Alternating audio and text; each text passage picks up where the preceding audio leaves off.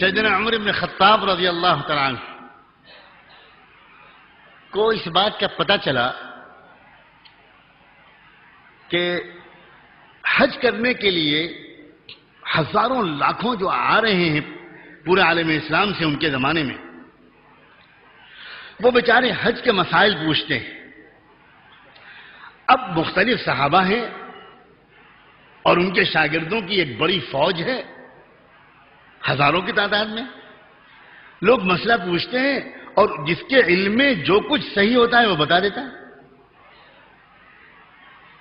اس کی وجہ سے لوگوں میں ایک انتشار پیدا ہو رہا ہے کہ فلاں سے پوچھا تو یہ کہا، اور انہوں نے ان سے پوچھا تو یہ جواب دیا۔ چنانچہ سیدنا عمر بن خطاب رضی اللہ تعالیٰ عنہ نے ایک آرڈر جاری کیا، ایک فرمان۔ صحابہ بھی موجود ہیں، عبداللہ ابن عباس موجود، عبداللہ ابن مسعود موجود، عبداللہ ابن عمر موجود، حضرت عائشہ موجود، ابو سعید خدری موجود، حضرت انس رضی اللہ عنہ موجود، صحابہ کرام موجود، ان کے شاگرد پورے عالم اسلام کے پھیلے ہوئے موجود، بصرہ سے آئے ہوئے، کوفہ سے آئے ہوئے، دمشق سے آئے ہوئے، انطاکیہ سے آئے ہوئے، کہاں سے آئے ہوئے۔ سیدنا عمر نے صحابہ کرام اور تابعین کو بٹھا کر مشورہ کیا، اور مشورے کے بعد ایک فیصلہ جاری کیا، ایک آرڈر کیا کہ عطا ابن ابی رباح جو مدینہ منورہ کے فقیہ تھے، تابعی تھے، غلام نسل کے تھے، حبشی نسل کے تھے، کالے رنگ کے تھے، گھنگریا بال تھے، چھوٹے سے قد کے تھے، موٹے ہونٹوں کے تھے، دیکھنے میں وجاہت نہیں لگتی تھی،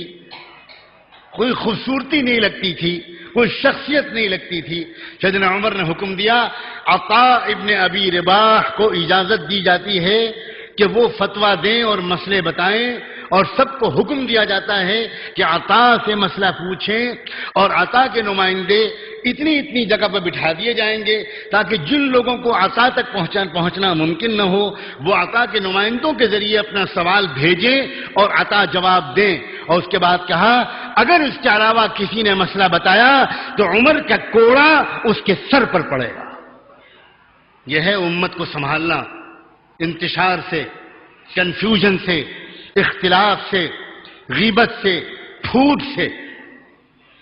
اللہ تعالیٰ اس شہر کے سمجھدار مسلمانوں کو، یہاں کے علماء کو،